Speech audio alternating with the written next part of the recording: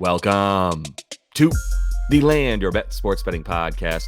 Josh Lander coming to you for Monday night slate here in the NBA, coming off of a pretty nice weekend, I will say. We'll go through some of the picks that we had over the weekend here without Nate. Obviously, I'm riding solo on the weekends here on the Land Your Bets podcast, but do want to make sure you know that we have daily picks on the NBA Coast to Coast show that is on the Lines YouTube page. And I push you guys there each and every weekday so that you can make sure you get those picks from Nate and I, 4 best bets, 4 player props. So get those over there. I'm bringing you guys what I'm going to be talking about a little bit here on Monday on that show, because I'm getting ahead of stuff here on Sunday night and getting this recording out to you before Monday even hits so we can get some of these early player props. I've got 3 of them here for you, including a ladder. But real quick, let's go into exactly how we did over the weekend, like I said. So on Saturday specifically, we had Luka Doncic over 7.5 assists. Felt good about that one. That was really low juice, but then we got it up again above plus money at 8.5 assists. He had 9 on the night, so we did not get the over 9.5 assists one correct, but only 0.1 units on that. So a really small loss on that one.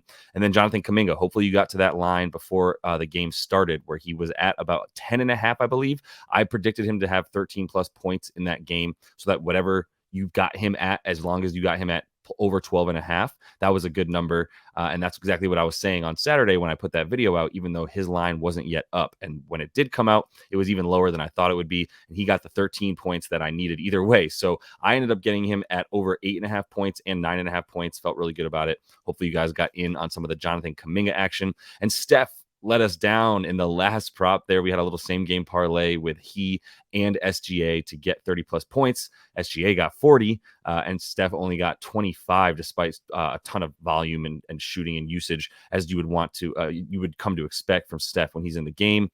Clay did not help by just bricking ton shot after shot after shot, taking awful shots as well. Really just a poor shot selection from Clay that really ate into Steph's usage a little bit, but Steph wasn't having a great night coming back from injury anyway. So over the weekend now, as well as on the season here, I've got the totals for you. 3-2 on Saturday with the player props, 1.8 units up though. On the weekend now in total, the last 2 weekends we've been doing this without Nate, up 2.1 units, 5-3 overall. So we'll continue to roll along. I'm making money on the weekends with you guys as well. Don't want to stop making picks just because the Coast to Coast show is off on the weekends. So I do want to show you this Coast to Coast record as well, 90-76 plus 21.1 units now on the year. You can see the player prop totals up 14.15 units on the player props, and the best bets up 6.95 units, still hanging around on those, about 500 in the last couple of weeks after a really hot start to the best bets. So we'll get those back up, but the player props is where we live, baby. That's where we make this money. So let's get right into my first one here. For Monday, I'm looking at Giannis, man, and we've got a great matchup. Obviously, we know what Giannis and pretty much anybody who can do, who's a big man with skill around the basket, you're going to be able to score against this Washington Wizards team. So let's do a little Giannis ladder assist, though. All right, and I know that we all love Giannis points, but this is just a team that he gets dimes against. So 5+ is still really low juice. Minus 125, I believe, is now the best number you can get for 5+ assists. Hopefully you're watching this the night before, like when I'm recording it and about to put it out for you. But if not, and you get it in the morning, you might only find some 6 assists at that point. And if you do, I'm great with it. Take the 6 assists as well. His assists have been going up in general over the course of the last 3 games or so. He's up to 14.5 potential assists per game. And that's what was really down for him prior to the last 3. If you look at the first 9 games of the year, where he's getting used to playing with Damian Lillard, as we know, he only had 8.2 potential assists per game in the first 9. That's up 6 potential assists per game, as we know. So with the 14.5 that I just mentioned, that's going to just continue to go up when you play fast-paced teams like these Wizards. He had 2 assists against Chicago 3 games ago. However, in the last 2, playing teams that are a lot more similar to the Washington Wizards style of play, which is very fast and not a lot of defense. You look at his games against Charlotte, his games against Dallas, he had 9 assists, 7 assists. Those were his last 2. He had 9 assists versus Charlotte in just 28 minutes, as that was a complete blowout. And a lot of the starters sat for most of the second half. So I think you're going to get a lot more of this fast-paced stuff, obviously, in this one with Washington, who plays at the fastest pace in the league. His last 5 versus Washington, which is really just a knock against Daniel Gafford at this point, and I guess Kyle Kuzma is the power forward who would be trying to stop Giannis in this scenario. 9.2 assists per game against Washington in his last 5. He's gotten 5+ in all of them, and he's gotten 7+ assists in his last 4 versus this team. Look, like there's a real clear reason for why that would be. Washington double teams him. They don't have anybody to hang with him one-on-one. Certainly not Gafford to stay in front of him, and certainly not Kuzma to be able to bang with him and his strength. So that they have to throw at least two guys at him, and they just completely collapse on him around the paint, where he was averaging 23 points per game in the paint in his last five versus, excuse me, that was last season. His last three versus this team, he played them three times last season. And in all three, he averaged 23 points in the paint per game. So he's just living down there. And when he's not shooting the ball to get those 23 points down there, he's passing it out for all those assists. Same on the fast break. He has 7.5 fast break points per game, but he also averaged 2.5 transition assists versus the Wizards in these last 5 games as well. So look, like last year alone as well, in the 3 games that he played them, he had 17 potential assists per game versus this team. I mean, that's crazy. That's obviously 3 more than he has this year so far in those last 3 that I mentioned, but it's also more than he averaged against most teams last year on the season. He did not average 17 potential assists per game, and that's what he was getting there against the Wizards. You can expect more of the same. Like I said, there's a very clear game theory that's going on for why the Wizards would force him to continue to have get these assist numbers up, and it's just the way that they press him as soon as he gets into the lane, which is what a lot of people try to do, but they need to throw even more people at him than a normal team might, based on how weak their interior defense is, where they give up a ton of points in the paint per game in the bottom 10 there. So really solid performance coming for Giannis, and I would expect the assists to be a place that we can get a lot of value here. Like I said, they're a little bit low for a guy who's been getting those 15 nearly potential assists per game as of late. So let's move on to a same game parlay here for my second best bet. We've got Mitch Robb and Rudy Gobert in this what'll be a little bit of a Slabanaka Knicks and Minnesota Timberwolves matchup here. So Mitch Robb to get 8+ rebounds, Rudy Gobert to get 10+ boards. The best I found there was -115. Shop that around in the morning and see what you might be able to find for Mitchell Robinson and Rudy Gobert's rebounds here to get them up a little bit. But I do think this is the number that I feel the most comfortable with for these two guys is 8 and 10.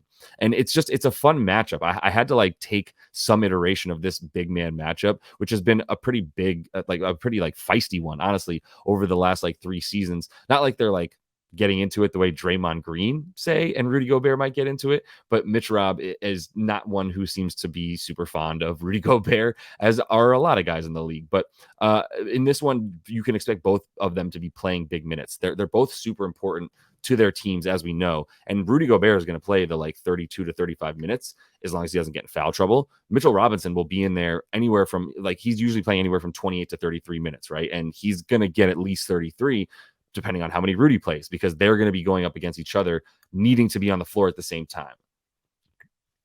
The Knicks right now, bottom 5 in shooting. There's a lot of rebounds to be had against them. It's just that they don't give up rebounds. So these lines are pretty fair because there's a lot of stuff sort of working in conflict here. The Knicks don't give up a ton of rebounds, but are shooting the ball horribly. And I would say, look, the reason they don't give up a ton of rebounds is because they get so many. They're the best rebounding team in the league, and it's not even really close. They're the best offensive rebounding team in the league. They're the best defensive rebounding team in the league. So obviously they have the best rebound percentage overall in the league. That said, there's rebounds to be had. They're gathering up the 4th most rebound chances in the league because they're forcing other teams to miss shots. But there's rebounds to be had. They're just other teams aren't getting them, right? Because the Knicks are shooting the ball the 5th most. They have the 5th most field goal attempts in the league, with one of the worst shooting percentages in the league, both true shooting and as well as effective field goal percentages as well, which those take into account all shots all over the floor, from layups to threes to free throws. And they take into account how hard each shot is and adjust accordingly. So the true shooting percentage for this Knicks team, bottom 5 in the league. And Gobert still standing right down there in the middle of the lane, trying to box out as many guys as he can. So he's got the most rebound chances in the league of anybody. Talked about recently why Cat is a good bet for rebounds as well, because Cat has a really great rebound percentage on his rebound chances, and Rudy is boxing everybody out to allow Cat to go get those rebound chances. So there's some correlation there for Cat, but in this one, it's really about the big behemoths down low, the two centers that are going to be going at each other in pretty much every possession that there's a missed shot, especially. So I think both of these guys are good for a pretty, modest, I would say, rebound line for both these guys. So feeling comfortable with parlaying them together to get the -115. If you wanted to go with just one of them, figure it out, but you're going to have to eat a little bit you're going to have to really go up against a pretty fair line, an aggressive line, I would say, with like 8.5 boards for Mitch Rob, 11.5 for Rudy Gobert. So I took them each down a peg to get them together here at near even money as my second best bet. And finally, we got James Harden. Look at that picture for those of you watching on YouTube. That is a sight for sore eyes. James Harden under 7.5 assists, minus 113 on FanDuel. I'm putting 3/4 of a unit on it because it's a little bit more of a testy kind of play for me in the sense that things have changed a little bit in Clippers land, whatever they call it out there in LA. Russ has gone to the bench, and Russ coming off the bench as the sixth man definitely opens up a few more potential assists probably for James Harden. But let's dive into a little bit, because for Harden, he still hasn't hit this number in the 6 games that he's been with LA. He averages 10 potential assists per game. And like I said, it gets a little bit scary when you think, okay, well, Russ just went to the bench to come off of it and not start anymore. Terrence Mann's in the starting lineup for the Clippers. He reached 7 assists at Harden in the first game where Russ came off the bench against the Rockets last game. Russ was not in the starting lineup. Harden recorded 7 assists, but he still only had the 11 potential assists. The Clippers as a whole only had 20 assists in that game. And that's really what it comes down to with Russ being on the bench. Is like, yes, there's the opportunity for Harden to get more assists as there's one less guy who needs the ball in his hands to be effective in the starting lineup with Russ out of it. But this Clippers team just doesn't play team ball on offense. So it doesn't really matter whether Russ is out there or not once you get Harden out there as the point guard, because you're talking about a team that doesn't even really move the ball. They have, first of all, they have the fewest passes per game as a team. Let's just make that very, like, that's just a very inarguable stat when it comes to they're just not passing the ball at all. They're just taking the air out of it more than any other team. That's why they have the 3rd fewest assists per game. They have the 4th lowest percentage of the field goals that they make with assists, right? They're just coming off of one-on-one matchups when you have Kawhi, PG, James Harden. The only passes that are made are to move guys out of the position they're in and have them then move to another position to get them the ball, to take the air out of it, right? So if Kawhi is not in position to where he might want to get the ball, he'll pass it to someone so he can reposition himself and repost essentially, and that's it. But then once he gets it, he's taking the air out of it till he gets his shot off, and that's exactly why they don't get any assists this season. And even last season, it's the same concept. That's how a team that's made up of Paul George and Kawhi Leonard are going to play. They have the fewest passes per game. They have the few secondary assists per game because there's no swinging the ball. There's no hockey assist, if you will, right? Where I make a pass to a guy who then makes a pass to a guy who's open.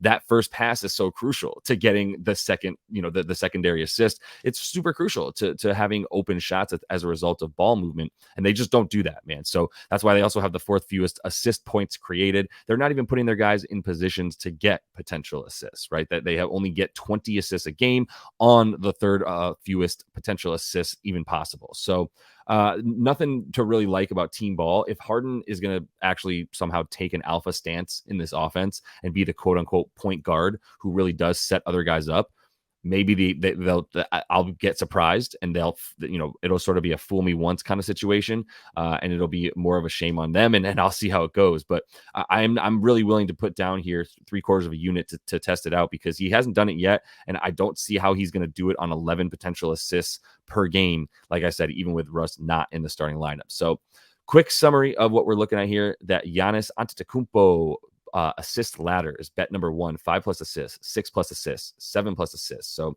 get all of those in there. And unit measurement, by the way, people, I hope you do know that, right? Like, so I'm putting a full unit on the 5+ assists because it was the minus 145. I'm fine with that. The 6+ assists, I put 0.4 units on that. The 7+ assists, 0.1 units, right? So you go down accordingly, do the math to make sure that you're still going to be able to get some good units if you only hit the core bet, right? That's the one that I feel the most confident in. It's like my favorite bet of the whole night is that Giannis is going to have 5 assists in this game. So make sure you put a few more units on that than you do on the assists, the 6 or the 7. The same game parlay, Mitchell Robinson, 8+ rebounds, Rudy Gobert, 10+ boards. Feel good with 1 unit on that. And then James Harden, under 7 assists. Feel good with 3/4 of a unit on that one, but I'm pretty confident that he's not getting 8 in this one as well. So we'll see how it goes. I just want to say appreciate everybody who has continued to follow along and subscribe to the page. I know I've got a bunch of new followers on there. I'm bringing you guys these videos each and every day of the week. I did miss a little bit on Sunday, but hopefully you're following on Twitter at JL Boogie, putting out plenty of picks on there as well. They're all from the video, but when I don't have one, that's where I put them, and also keep you guys updated when lines move, guys get injured, whatever. They're ruled out in between when you might see a video and when the start of the game happens. That's why I'm on Twitter, to make sure that you know how I'm playing stuff as things change. But check out the NBA Coast to Coast podcast on the Lines YouTube page. And until I see you guys next, happy betting.